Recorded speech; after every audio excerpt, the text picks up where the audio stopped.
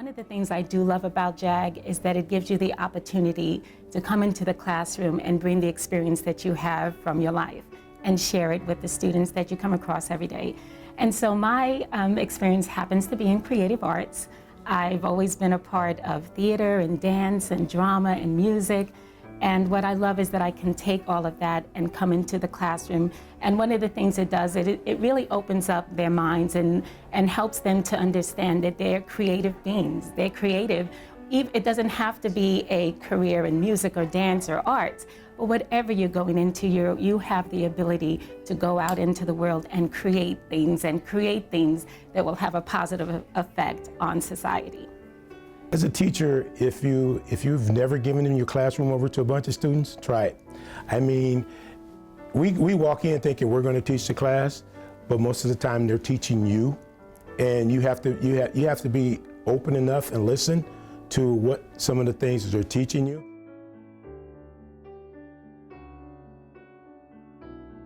We have a quote on our wall that says that life is not measured by the breaths that you take, but by the moments that take your breath away.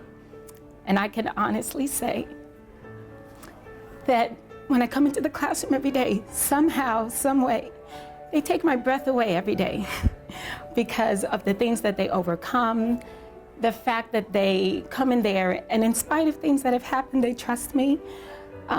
And we have this awesome relationship where we can kind of journey through life together. To be persistent about your dreams in your lives. Don't give them up for anyone. Quality of being, qualities, the ones I talked about, the soft skill, being prompt. Sometimes we just take it for granted that kids have these basic skills, or a lot of time in JAG, we'll take them back to the basic, how to say thank you. One of my questions is, when's the last time you told your mom, your dad, when's the last time you told them you love you?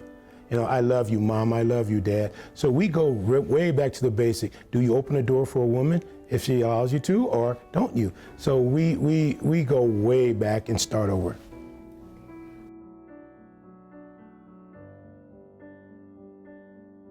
One thing I hear a lot is that I hear parents and adults say, you know what, I wish I had JAG when I was in high school. I wish there was a program like that.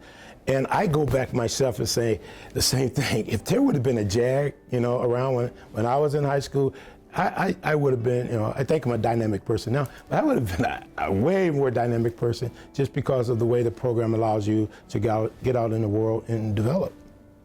One of the things I also love about being able to be a JAG specialist is that we get to talk about real life. We get to talk about those obstacles that will come. I've been through, we all have been through that. And I think just teaching them the fact that they will come, but you have to keep going. And I think the key thing is, about valuing who you are, knowing that, coming from theater, one of the things is that, we're creating a product, with a commercial, it's a product, you're developing a brand, and to know that the greatest product that you will ever invest in, the greatest brand that you will ever invest in is yourself. And just to make sure that every day you wake up, every moment of every day, that you do something to invest in yourself.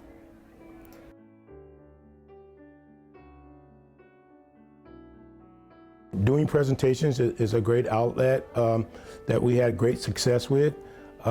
In the classroom, we have what we call a soapbox. And you can stand on that box and you can spew out anything, as long as there's no profanity, not saying any names. And so I think that opens the class up where they feel comfortable in talking in public, talking about problems. So I think that's the greatest thing. Because one of the things I noticed, I came into the JAG room and, we get there and we go, be positive, have a good attitude, smile, do these things, and realize, they're not taught those things.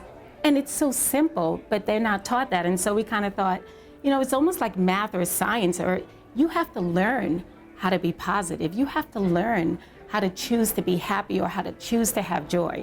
So we developed this 30 Ways for 30 Days campaign, and every day they came into the classroom, they had to do something positive. And the first one was, we took a mirror, and you will look into that mirror, and you have to say 5 positive things to yourself. And so after the 30 days, we were hoping okay, it takes 30 days to develop a habit. And so, it was a way to help them understand the importance of being positive in their own life. And then once you do it in your own life, then you can take it into your school and into your community.